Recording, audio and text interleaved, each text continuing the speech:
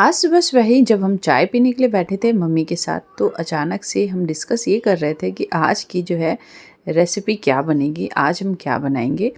तो फिर सडनली याद आया कि बहुत सारा जो है ना मलाई इकट्ठा हुआ हुआ है, तो क्यों नहीं उसका फिर से घी निकालते हैं। और बहुत सारे लोगों को जिसको घी निकालने नहीं आता है, उसके लिए ये वीडियो बनाते हैं। तो मैं गई किचन में, मैंने जब देखा कि एकदम सिर्फ जो जहाँ पे मलाई रखते हैं बिल्कुल भर चुका है, तो फिर क्या था, मैंने लिया एक बर्तन। बर्तन के लिए यहाँ पे मैंने जो है कुकर लिया हुआ है, और उसी में अभी का मलाई निकाल करके और जो पहले का मलाई है सभी को मैं उसी के अंदर डाल दिया है। फ्रिज के अंदर रखने से थोड़ा मलाई क्या होता है, हार्ड हो जाता है। तो जब भी इस तरीके से आपको घी निकालना हो तो कोशिश करें मलाई को पहले ही निकाल करके बाहर रखें। इससे क्या होता है, बहुत ही अच्छे से उसको मथने में हेल्प मिलता है। नहीं तो फ्रीज वाला क्या होता है, बहुत ही ज़्यादा हार्ड होने की वजह से उसको मथने में, यानी कि उसको जो मिक्स करने में बहुत ही टाइम लगता है। उसका मलाई से जो बोलते हैं बटर निकालने में बहुत टाइम लगता है, यानी मक्खन निकालने में बहुत टाइम लगता है। तो मैं लेके आई मम्मी के पास, और मम्मी को मैंने दिया ये मक्खन निकालने के लिए। एक्चुअली बहुत सारे लोग मुझसे कमेंट्स में ये भी बोलते हैं कि आप अपनी सासू से बहुत ही ज़्यादा काम करवाती हो, पर ऐसा है, मैं उनको बताना चाहती हूँ कि मम्मी को जो जब मैं बताती हूँ कि वीडियो बनाना है तो उनको ये सब काम करने में बहुत ही ज़्यादा अच्छा लगता है। और फिर वो मांग मांग के बोलती है कि ये कर लो वो कर लो, बहुत सारे रेसिपीज़ भी मुझे बताती रहती हैं और ख़ुद भी करना चाहती हैं। तो इसीलिए अगर आप इस तरह से लिखते हैं कि मैं काम करवाती हूँ, तो ऐसा नहीं है, मम्मी को अच्छा लगता है इसलिए मम्मी खुद भी करती हैं। तो मम्मी को मैंने ढेर सारा जो है दिया इस तरीके से निकाल करके, मक्खन निकालने के लिए, मथने के लिए। इसके पहले मैंने मम्मी ने क्या किया था, हाथों की मदद से मथ मथ के निकाला था। तो बहुत सारे कमेंट्स भी आए थे कि हाथों से ना निकाले, पर ऐसा नहीं है कि हाथों से हम नहीं निकालते, हमेशा मम्मी हाथों से ही निकालती है। लेकिन इस बार दूसरे तरीके से ट्राई किया, जो मथना होता है ना उसकी मदद से हम निकाल रहे हैं। लेकिन मम्मी वापस से कुछ देर के बाद क्या है ना कि उतना अच्छा नहीं निकला है बोल करके फिर से वापस से वो हाथों से ही निकालना शुरू कर दी। तो बोलती हाथों से बहुत ही अच्छे से वो अच्छे से मिक्स होता है, और जो है मक्खन अच्छे से निकलता है। और जब मक्खन आपका अच्छे से निकलेगा तो अच्छे से उसका फिर घी भी निकलता है। तो जो लोग भी बोलते हैं हाथों से नहीं मतना चाहिए, तो मैं उनको ये भी बोल देना चाहती हूँ कि बहुत सारे काम होते हैं जो हम अपने हाथों से ही करते हैं, खाना पीना और भी बहुत सारी चीज़ें। तो उन सब चीज़ों के लिए जब हमारा हाथ सबसे शुद्ध और स्वच्छ रहता है, तो इस प्रकार से जब हम ये काम करते हैं घर का, तो उसमें भी हमारा हाथ जो है हमेशा साफ़ सुथरा ही रहता है। तो इसीलिए प्लीज़ जब भी ऐसे कमेंट्स करें उसके पहले सोचिए ज़रूर कि क्या लिख रहे हैं। हाथों से जो है कुछ भी अच्छा शुद्ध नहीं हो सकता।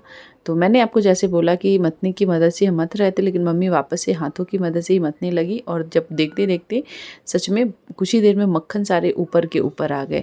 इसके पहले बहुत देर तक हमने मथनी भी चलाई और इसमें पानी में डाला, लेकिन वो एक दूसरे में मिक्स मैच हो रहे थे। हाँ, कुछ देर और चलाते तो आसानी से निकल जाता, लेकिन मम्मी को थोड़ा अच्छा नहीं लग रहा था, और वापस से वो हाथों से ही मथने लगी, और देखते-देखते ढेर सारा फिर मक्खन वो निकल गया।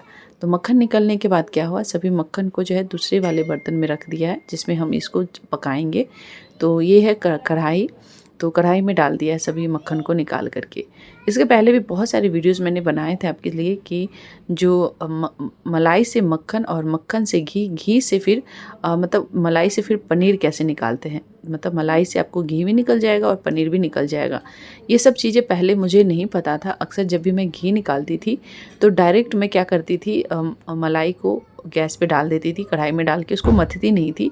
जिससे क्या होता था, जितना भी हमारा पनीर निकालने वाला स्टफ़ होता था वो वेस्ट हो जाता था, और फिर वो समझिए वो पानी में ही जाता था, हम उसको फेंक देते थे। लेकिन मम्मी ने बताया कि इस तरीके से निकालने से क्या होता है, घी भी ज़्यादा निकलता है, और उसके साथ तुम्हारा ये जो बचता है पानी, इससे हम बहुत ही ज़्यादा पनीर भी निकाल लेते हैं। और सच में इसके पहले मैंने 2-3 बार निकाला है, और सच में बहुत सारा पनीर निकलता है। और पनीर ऐसा नहीं होता कि ख़राब होता है, आराम से उसकी आप रेसिपी घर पे बना सकते हो, कुछ भी बना सकते हो पनीर के साथ रेसिपी, उसकी मिठाई, उसकी बहुत सारी रेसिपी बनती है पनीर की, आप जो बनाना चाहिए बना सकते हैं। तो मैंने पनीर की 2 रेसिपी भी बनाई हुई है, आप चाहें तो मेरे चैनल पे या फिर मेरे फेसबुक पे देख सकते हैं।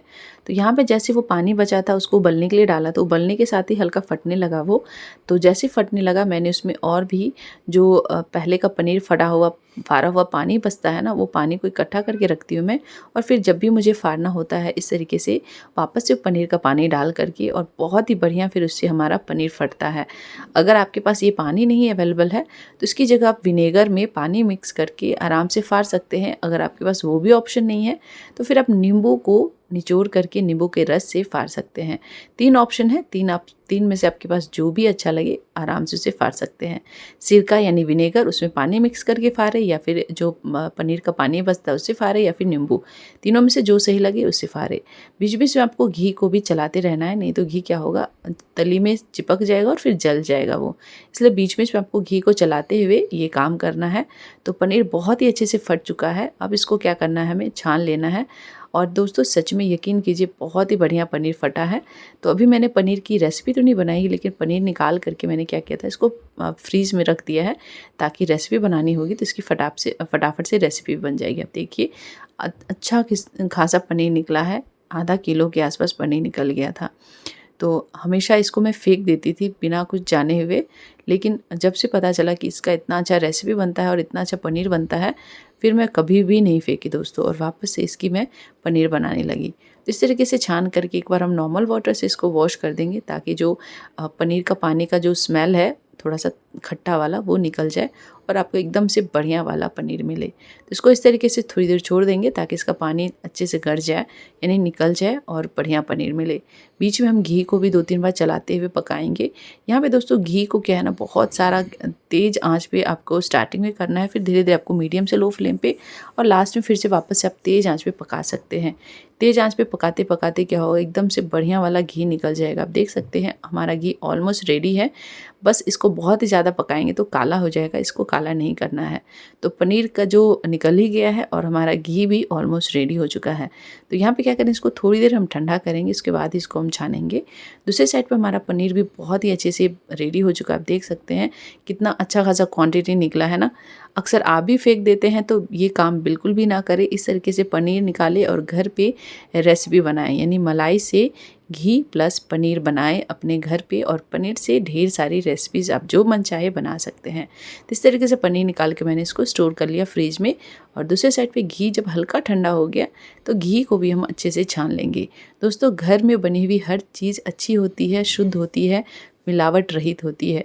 बहुत सारे लोग घी जो है बाहर से खरीदते हैं, पर पता नहीं घी में क्या है नहीं है। बहुत सारे लोग आलू को उबाल करके मैश करके मिक्स करके रखते हैं और घी उसी नाम से बेचते हैं। तो इसीलिए अगर आप बाहर से घी खरीदते हैं तो अलर्ट रहिए और इस तरीके का फुल क्रीम का दूध लीजिए, उससे मलाई निकालिए और मलाई से फिर घी और इसके साथ साथ ही पनीर भी निकालिए, है ना। एक साथ आप 3 काम कर सकते हैं, पनीर पहले घी फिर पनीर और पनीर की रेसिपीज़, है ना। बेस्ट ऑप्शंस घर में इतना अच्छा।